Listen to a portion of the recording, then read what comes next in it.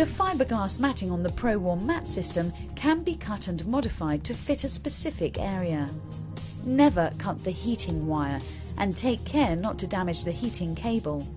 Remember, these mats cannot be shortened in any way. The matting should be fixed in place using the double-sided tape on the mat. Additional cloth tape has been provided to secure any uneven area of matting. Do not use excessive long strips of tape along the edges, as this may cause bonding problems with the tile adhesive latex and levelling compounds. Ensure any tape is primed with a suitable primer before applying any tile adhesive or levelling compounds. The floor heating mat should be between 50 and 100 mm from the wall perimeter.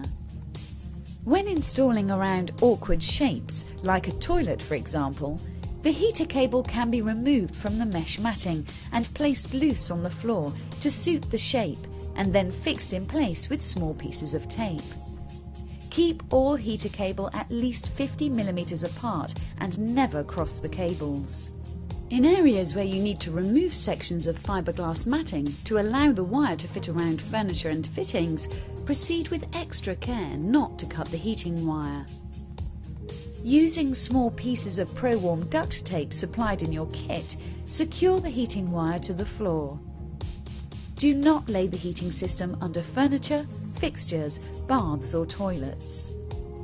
Wire which has been removed from the matting should be laid at least 50 mm apart.